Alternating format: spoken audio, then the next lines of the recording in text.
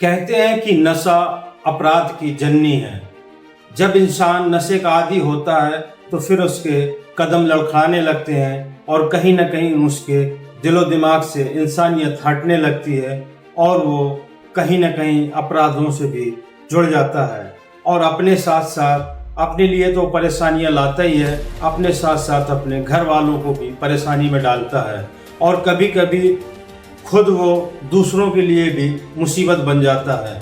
ऐसा ही एक मामला सामने आया है हमीरपुर से, जहां पर एक युवक के साथ में दो दबंग लोग उसके साथ बदतमीजी कर रहे थे और जब उसने इस चीज़ का विरोध किया तो उसके साथ मारपीट करना शुरू कर दिया और मारपीट से ही उनका दिल नहीं भरता और थोड़ी ही देर पर चाकू निकालते हैं और चाकू से उस युवक का एक कान काट लेते हैं और वहीं पर फेंक देते हैं।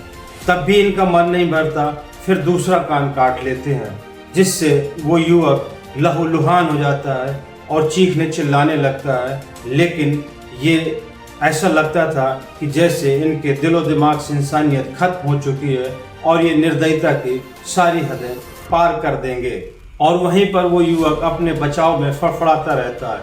तो सवाल आखिरकार ये निकल कर आता है कि ये शख्स कौन शख्स थे और जिस युवक के इन्होंने कान काट लिए तो ये युवक कौन था और इन्होंने इस युवक के साथ में ऐसा क्यों किया, इसके पीछे का क्या कारण है। तो आइए जानते हैं पूरी घटना को विस्तार से। आदाब, नमस्कार, मैं हूं मुबीन खान।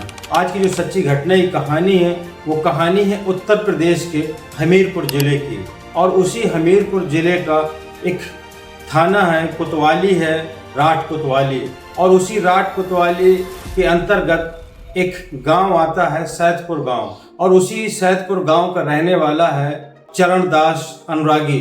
चरणदास अनुरागी घर से बढ़िया नहा धो के निकलता है और वो मंदिर जाने के लिए घर से निकलता है और जैसे ही गांव के वो बाहर आता है तभी दो गांव के फुक्कन और संदीप आ जाते हैं और चरणदास अनुरागी का रास्ता रोक लेते हैं। वो इनसे बच के बगल से निकलने की कोशिश करता है, तभी फिर आगे से उसको रोक लेते हैं और कहते हैं कि इतनी आसानी से कहाँ निकल कर जा रहे हो। तभी चरणदास अनुरागी फुक्कन और संदीप से कहता है कि भैया मुझे जाने दो और मैं मंदिर जा रहा हूँ और मुझे परेशान मत करो।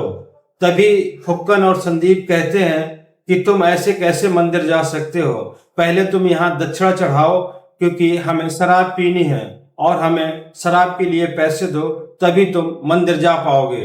तभी चरणदास कहता है कि भैया मेरे पास पैसे नहीं हैं और मुझे परेशान मत करो और मुझे जाने दो। लेकिन वो लोग शायद जिद पर इसी बात पर अड़े थे कि तुमसे पैसे लिए बिना नहीं जाने देंगे और जब इस चीज का विरोध चरणदास करने लगता है तो वो फिर बदतमीजी पर उतर आते हैं और उसके साथ गाली गलौज करना शुरू कर देते हैं। जब संदीप और फुक्कन चरणदास को गाली गलौज करने लगते हैं तो वहीं पर चरणदास गाली गलौज का विरोध करता है और कहता है कि बिला वजह में आप मुझे क्यों गाली गलौज कर रहे हो और मेरी मर्जी है, मैं तुम्हें पैसे दूं या ना दूं, मैं तुम्हारा कर्जा थोड़ा लिए हूं और जो तुम दबंगी से मुझसे पैसा मांग रहे हो। इतना कहते ही संदीप और फुक्कन का पारा हाई हो जाता है और उसके साथ मारपीट करना शुरू कर देते हैं और फिर यहीं पर नहीं रुकते संदीप और फुक्कन, वो चरणदास को दोनों पकड़ते हैं और घसीटते हुए गांव के बाहर मोक्ष धाम के पास ले जाते हैं और फिर एकांत में उसके साथ बदतमीजी और मारपीट करते हैं और फिर उसके जेब की तलाशी लेना शुरू कर देते हैं। जब वो जेब की तलाशी लेने पर विरोध करता है तो फिर उसके साथ वो और ज्यादा मारपीट करते हैं और उसकी जेब से पैसा निकालने लगते हैं संदीप और फुक्कन। तभी ये झटपटाने लगता है तो फिर संदीप और फुक्कन गुस्से में आ जाते हैं और इतने ज्यादा गुस्से में आते हैं कि चाकू निकाल कर चरणदास का कान काट देते हैं, जो कि कान कट कर जमीन पर गिर जाता है और चरणदास के खून का फुहारा छूट जाता है। लेकिन ये दोनों फुक्कन और संदीप यहीं पर नहीं रुकते, फिर दूसरा कान भी उसका काट देते हैं। अब वो दर्द से चीखने चिल्लाने लगता है। जब इन्हें एहसास होता है कि ये चीखने चिल्लाने लगा, हो सकता है कि अब गांव के लोग आ जाए, तभी ये लोग चरणदास के जेब से 2000 रुपए निकाल लेते हैं और वहां से ये दोनों उसको धमकाते हुए निकल जाते हैं। उससे कहते हैं कि अगर खबरदार तुमने अगर हमारे बारे में किसी से कहा तो फिर तुम्हारे साथ अच्छा ना होगा, और धमकाते हुए ये वहां से रफू चक्कर हो जाते हैं। और इस बात की खबर चरणदास के घर वालों को शायद किसी ने दे दी थी, तभी चरणदास के घर वाले भागते हुए मौके वारदात पर पहुंच जाते हैं और देखते हैं कि चरणदास खून से लथपथ है। तभी उसका एक जो कान कट के गिर गया था वो कान भी उठाते हैं और सीधा कोतवाली राट कोतवाली ले जाते हैं और वहां पर तहरीर देते हैं। और फिर वहीं से इनको चरणदास को राट CHC ले जाया जाता है। वहां पर डॉक्टर अखिलेश चरणदास का प्राथमिक उपचार करते हैं, लेकिन हालत खराब होने की वजह से डॉक्टर अखिलेश का कहना है कि दरअसल उसकी चरणदास की काफी ज्यादा ब्लीडिंग हो गई थी, इसलिए उसको झांसी मेडिकल कॉलेज के लिए रेफर कर दिया जाता है। वहीं पर राट कोतवाली इंस्पेक्टर राम आश्रय सरोज का कहना है कि तहरीर मिलने पर FIR दर्ज कर ली गई है। दरअसल उसी गांव के रहने वाले संदीप और फुक्कन के खिलाफ FIR दर्ज कर ली गई है और उनकी तलाश शुरू कर दी गई है। अभी वो पुलिस की पकड़ से दूर है, लेकिन जल्द ही उनको गिरफ्तार किया जाएगा और उनके साथ सख्त से सख्त उनके खिलाफ कार्रवाई की जाएगी। तो दोस्तों, ये थी आज की सच्ची घटना की कहानी। ये घटनाक्रम सुनाने का मकसद किसी को आहत करना या किसी को परेशान करना नहीं, बल्कि आप लोगों तक सच पहुंचाना है।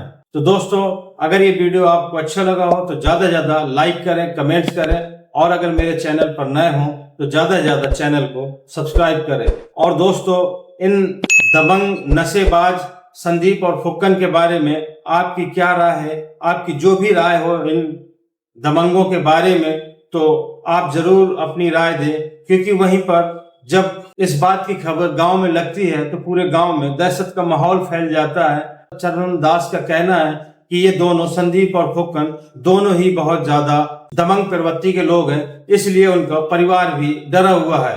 तो दोस्तों, आप जो भी राय रखते हो इन दबंगों के बारे में तो अपनी राय जरूर दें, और ये भी बताएं कि आप ये मेरा वीडियो कहां से देख रहे हैं। आपका लाइक और कमेंट्स हमें बड़ा मोटिवेट करता है। आप लाइक और कमेंट्स करते रहिए और हमारा हौसला बढ़ाते रहिए। तो मिलते हैं दोस्तों अगले वीडियो में नई कहानी के साथ। जय हिंद।